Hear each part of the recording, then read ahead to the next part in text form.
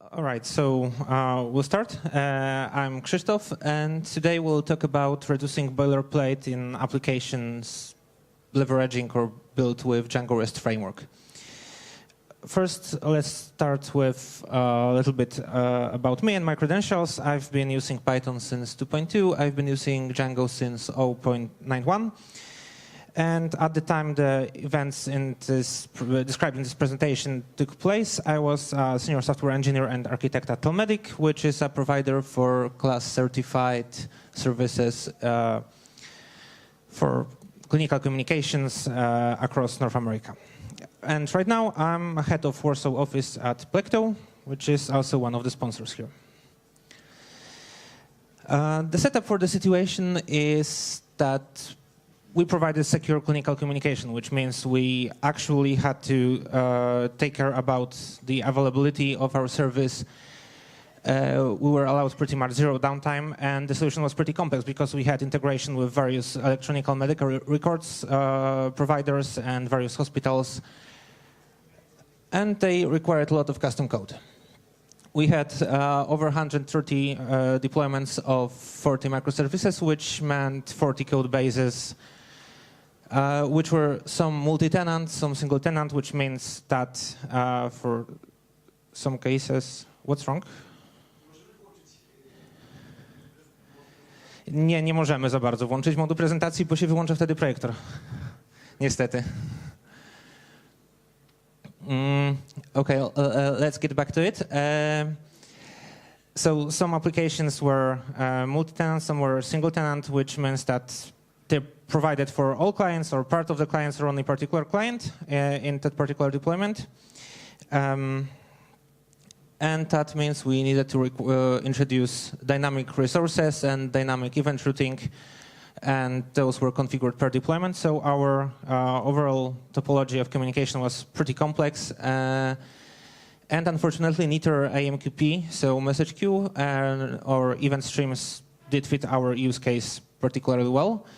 AMQP doesn't really support broadcast, and event streams aren't great for receiving any sort of feedback. So basically, they're not good for performing distributed transactions. So in turn, we decided to use REST APIs for all communication across our internal applications. And what I'm talking about here, we open sourced most of the solution. And despite it being about Django Rest Framework mostly, the case study and the general problems are generic enough for most API-based applications. Okay, so what were the pain points and why couldn't we sleep at nights? Django Rest Framework is a nice tool, but it lacks a few things. And for example, it hurt us pretty much that there was no support for automatically selecting serializers based on request parameters such as the path itself or headers or query string, which could contain the API version that we were using or a particular Django Rest Framework verb that we were using. So for example, automatically selecting particular serializer for creation or update or listing.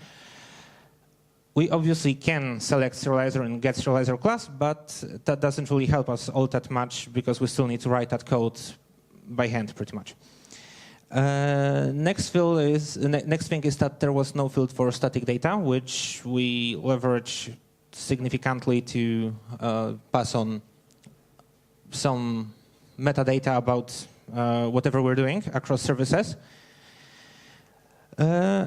And we had no built-in way to scope resources, which means that, well, that's a problem that pretty much everyone has. You have, for example, messages that are scoped to a particular thread, and the thread is scoped to a particular logged-in user.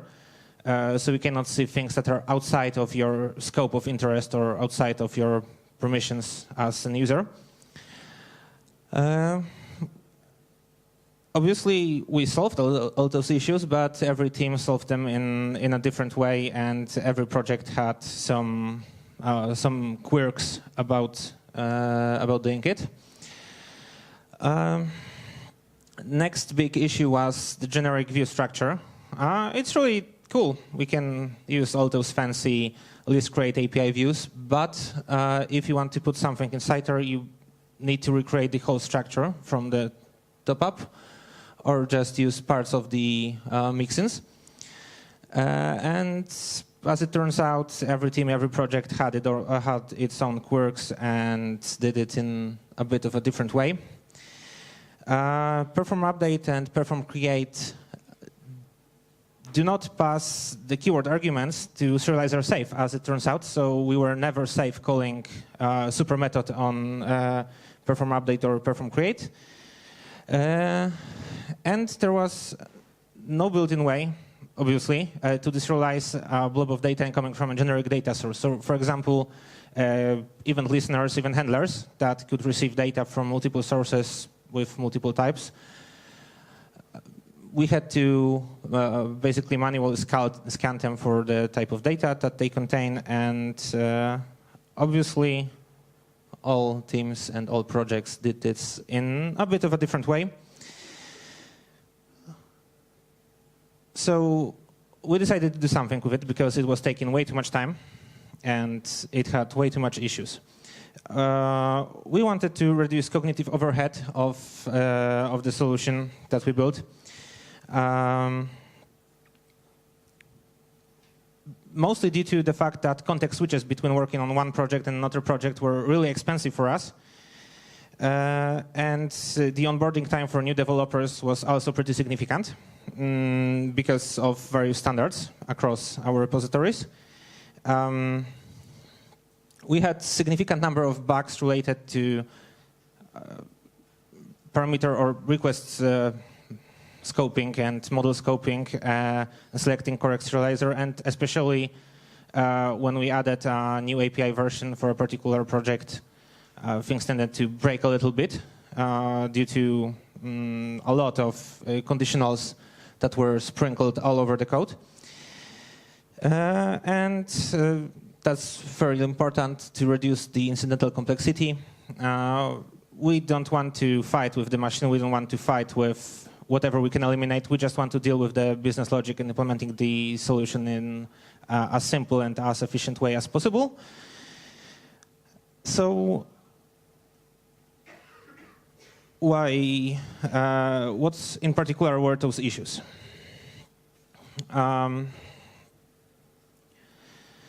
Obviously, everything that I was talking about so far is obtainable in pure Django Rest Framework.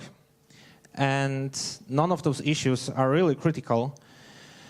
And DRF is a great tool, and some of us love it, some of us hate it, but it's pretty much usable either way. And yet we still fell into this trap. And the way it happened is, you're used to the way Django Rest Framework does things. You read the documentation, you build things accordingly. And it looks very fine in the small scale. But when you grow, especially when you introduce a lot more projects and a lot more API versions, and maybe more custom serializers for handling, different handling of updates and creations, the complexity is growing significantly, and at one point you kind of see that you're in a big mess. The code isn't really neat and clean anymore. You can't find all your own serializers because you create some of them in getSerializer class because you need some parameters from the requests, or you have them basically all over the place, or you do some fancy logic due to minimal differences in handling API versions. So in turn, it was after doing some metrics, we figured out that we have way too much code for the API, both serializers and views, and it was mostly not pertaining to business logic. It was mostly just about getting things to even work. We wanted to eliminate that. And, well, obviously, a lot of code means a lot of cognitive overhead. And cognitive overhead is pretty bad, especially for new developers. So we went Mr. Wolf mode and wanted to clean up. And the first things we did were strictly architectural. So we started on making sure that we preserve consistent structure and naming of serializers across all of our projects. So at that point, it was like 37 repositories. And major point to that was completely removing all dynamically created serializers. So that was completely not allowed. Serializer cannot be depending on anything that cannot be determined at basically import time, so application startup time. This introduced some issues with actually achieving the goals we had, which were resolved by introducing custom fields that relied on serializer context to, for example, obtain their query set or perform some other logic. If it was absolutely needed, we could leverage thread local storage to preserve the overall Django Rest Framework serializer API. But in the end, it turned out we didn't really need to do that at any point. And the major effects of those architectural changes were just that. We didn't actually introduce any new fancy code, just the new projects were using this. We significantly reduced the project onboarding time for new developers. And it turned out that projects that started being cleaned up and were developed for quite a few months according to this process didn't have any duplicate serializers, which was kind of a big issue for us beforehand. So we started adding some more changes. We decided that we want to know at any point in time what exactly is the data and where it came from. So we made sure that all serializers need to say what data they deal with, what data they provide, which means in this particular terms that we included model and schema field in all serializers as an obligatory thing. And that allowed us to create a serializer registry. So we could have one easy entry point to serialize any model or deserialize any blob of data from generic endpoint into something that's Pythonic and, well, Python object, pretty much understandable for our application. The registration itself was done on import time and or rather on the application ready time with doing some auto-import magic, similarly to how Django admin works. And obviously it's 100% required that all serializers are fully complete at import time. It also allowed us to introduce a cross-project serializer base, which means we could keep the shared data, not necessarily the processes, not the functionality of the serializers in terms of particular application, but data itself, in a shared repository and update that with auto-generating code. And it obviously required some magic to make it work, but in the end it was worth it because we didn't need to update everything in every project whenever something changed. We needed to just auto-generate some code and update one repository. And was working very well so far, so we decided to clean up the views as well. We didn't actually get a flamethrower, but it was fun as well. So we set out to have actually consistent generic view structure across all of our applications.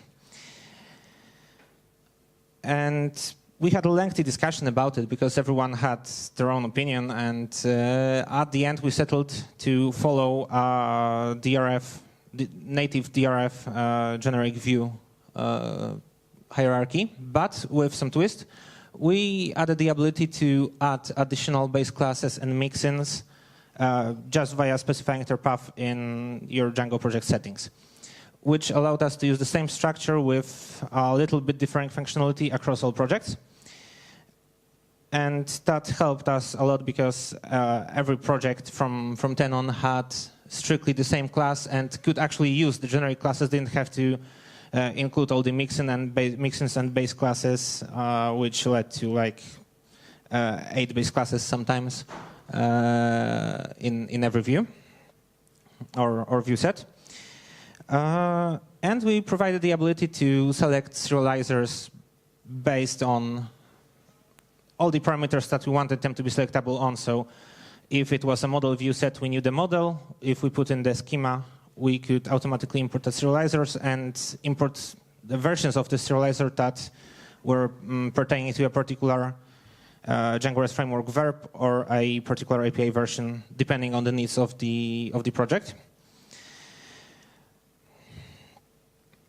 It helped us minimize the number of views that we needed to create when dealing with backwards compatibility, because we, in most cases, just could keep one view for one particular endpoint and keep all the version-specific logic in the serializers that were serving this particular version.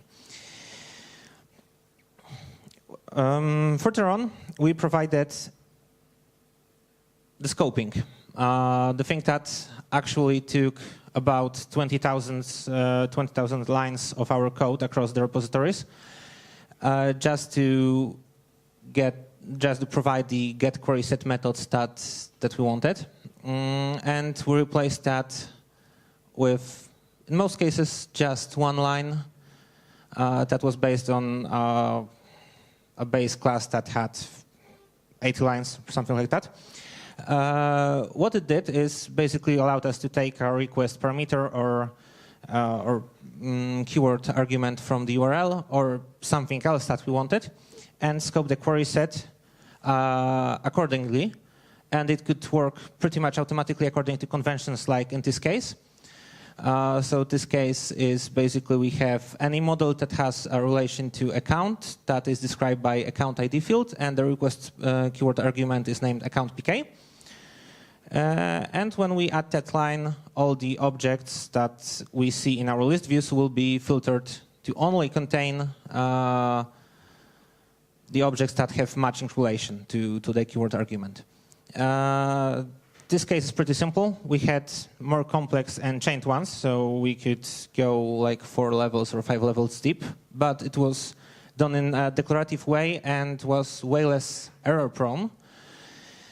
So in the end, we reduced the number of lines by about 20,000, and we significantly reduced the number of bugs that were happening, that were related to get query set method. There were obviously some downsides of this solution, and I really wanted to put a poster of Star Wars Episode 8, which was also a major disappointment, but I'm afraid of copyright claims, so I decided to skip it. We started using it, the thing we built, extensively, and turned out it wasn't all roses. We didn't really have proper IDE support, especially for autocomplete and find usage support for concrete serializers. It obviously could be somewhat helped with writing a plugin, but we didn't have resources to do it at that point in time. We implemented it in a way that was compatible with 2.7 and 3.5 and 3.6, which required a lot of fancy things with meta classes and dynamically creating classes. It took us quite some time to get it right, but in the end it worked. And it's also introduced a few new concepts, which is always unfortunate. We want to keep them to a minimum, but it was inevitable. So we needed to introduce all our developers, both already working with us and new hires, to those concepts. But in the end, it was still way faster than dealing with quirks of all the separate projects. So despite all those downsides, the benefits far overweighted them, because we reduced the overall code base by about 25%, and that's overall, not only API code, but everything we had in our GitHub. We improved readability pretty drastically, especially in terms of the intended use case of views and serializers. You didn't need to go deeper into their logic to see what we're really up to. We reduced number of bugs. and especially the ones that were related to selecting particular API version or particular serializer or scoping objects in get query set. We reduced number of these bugs by 95%.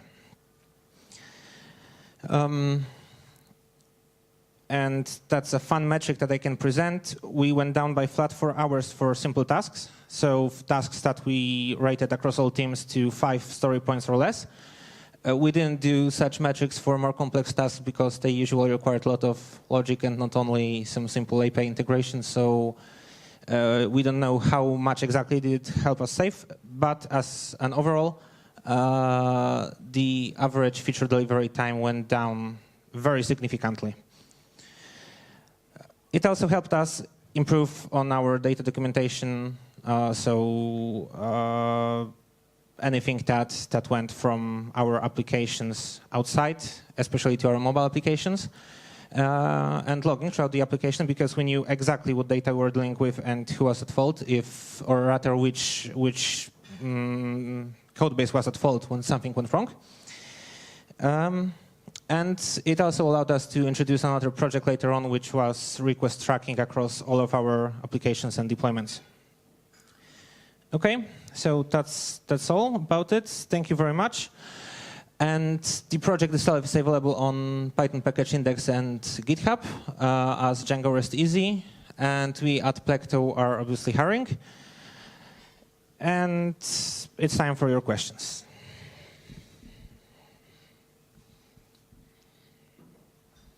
Remember, there are JetBrains coupons at stake.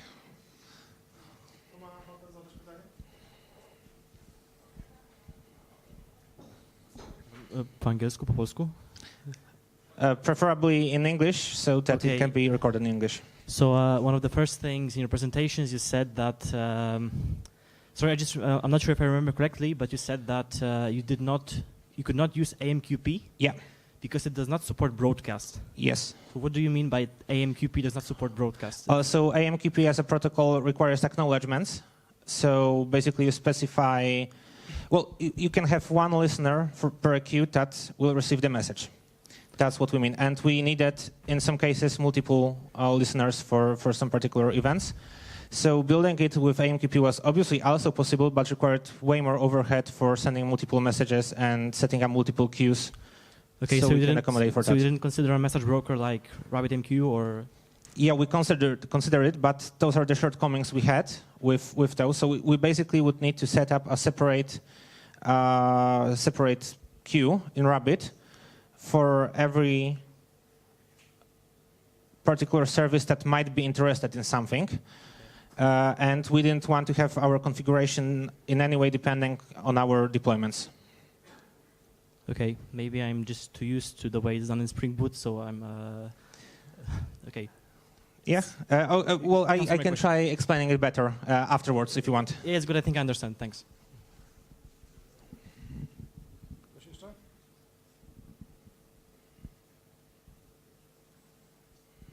No dobrze, to jeśli nie ma więcej pytań, to zrobimy parę minut przerwy. Dzięki wielkie, brawa.